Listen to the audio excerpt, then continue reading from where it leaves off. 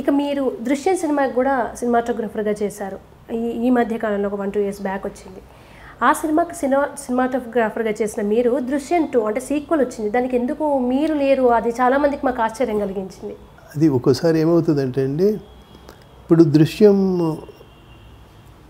First part చేసిన crew ఉంటారు కదండి. ఇప్పుడు ఇప్పుడు ఆ డైరెక్టరే ఇప్పుడు తెలుగు సినిమాకి ఆ డైరెక్టర్ చేయాల. ఓకే. ఇప్పుడు తమిళ సినిమాకి ఆ ఒరిజినల్ ఆయనే చేస్తున్నారు, జీతు జోసెఫ్ అని ఆయన సినిమాటోగ్రాఫర్ ఉంటారుగా. మళ్ళీ కొత్తగా నేను అంటే ఆయనకి ఒక బాండేజ్ ఉంటుంది కదా, సో దే ఆర్ కంటిన్యూయింగ్.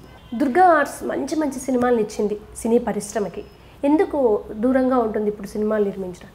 అన్నీ కుదురుతాయి. నేను క్షణక్షణం సినిమాకి ప్రొడ్యూసర్గా అవ్వటం కూడా సడన్ ఇట్ హ్యాపెండ్ కదా. అలాగే మంచి మంచి సినిమాలు తీయాలనుకుంటాము, ఒక స్క్రిప్ట్తో వెళ్తాము, అది ఇంకొకరికి నచ్చదు, ఇంకొక స్క్రిప్ట్తో రమ్మంటారు, అది ఆ కైండ్ ఆఫ్ మనకు నచ్చవు. అట్లాగా కొన్నిటిలో మనం ఒక రాజీ పడలేక.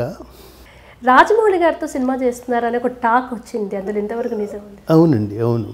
దుర్గా ఆర్ట్స్లో మహేష్ బాబుతో నెక్స్ట్ ఈ RRR తర్వాత కేఎల్ఆర్ ఆ సినిమాని మొదలవుతారు. సార్, ఇప్పుడు మీరు ఇందాక ఒక సందర్భంలో రెమ్యునరేషన్ టాపిక్ వచ్చింది. మీరు కెమెరా పట్టుకున్నప్పటి నుంచి ఇప్పటిదాకా చూస్తున్నారు, అన్ని రంగాల్లో డబ్బులు చాలా పెరిగిందంటే ఇవ్వడం తీసుకోవడం కోట్లల్లో 100 కోట్లల్లో అయిపోతుంది బడ్జెట్ అంతా కూడా. ఇది ఆనందించదగ్గ పరిణామమే అంటారా?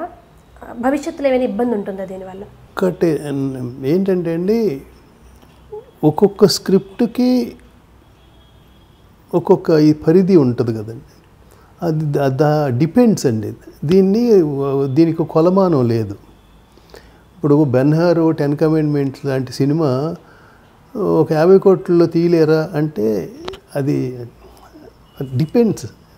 దానికి అంత ఖర్చు పెడితేనే దాని హిస్టారికల్ బ్యాక్డ్రాప్స్ కానీ, అటువంటి సెట్స్ కానీ, అటువంటి స్పెషల్ ఎఫెక్ట్స్ కానీ అన్నీ చెయ్యాలంటే తప్పదు.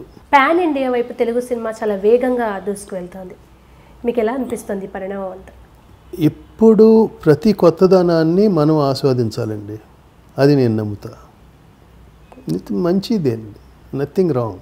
త్రివిక్రమ్ గారు లేదా పూరి జగన్నాథ్ గారు, రాజమౌళి గారు మీ ముందు వచ్చిన వాళ్ళు, వీళ్ళని చూస్తుంటే ముఖ్యంగా రాజమౌళి గారు లాంటి డైరెక్టర్ ఇప్పుడు అసలు ఆయన టాప్, మన తెలుగు సినిమాని ప్రపంచానికి పరిచయం చేసిన వ్యక్తిగా రాజమౌళి గారిని చూస్తున్నాం.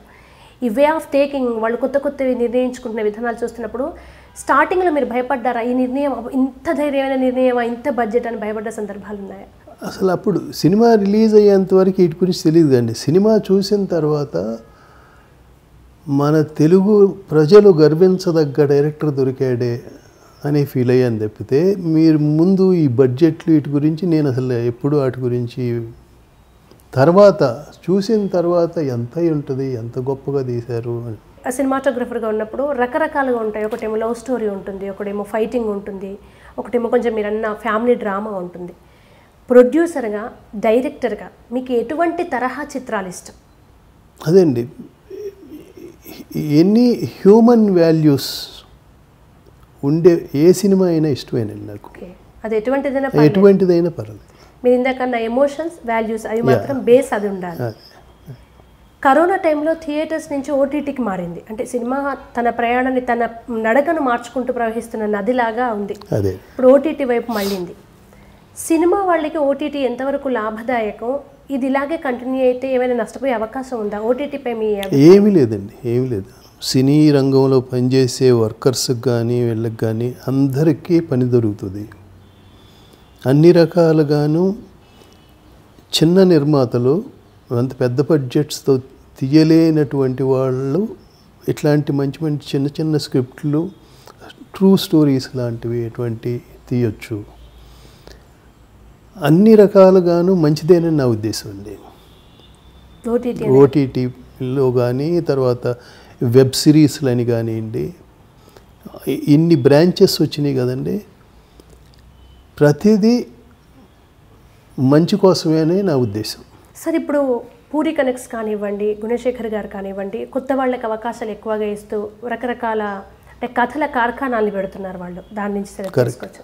షార్ట్ ఫిల్మ్స్ వస్తున్నాయి, మీరు ప్రతి టెక్నాలజీని అడాప్ట్ చేసుకునే పర్సన్ చూస్తున్నారా? కొత్త టాలెంట్ ఎవరైనా బెస్ట్ ఉంటే దుర్గా ఆర్ట్స్ నుంచి ఏమైనా అవకాశాలు వచ్చే ఛాన్సెస్ ఉన్నాయా? First I believe in script అండి.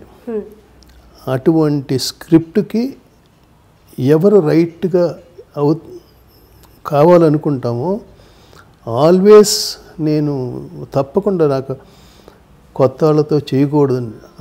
I always believe in that ఈ క్యారెక్టర్కి వీళ్ళు సరిపోతారంటే నేను ఆ నిర్ణయం తప్పకుండా తీసుకుంటానండి, దానికి షేడ్ అవుట్ లేదు.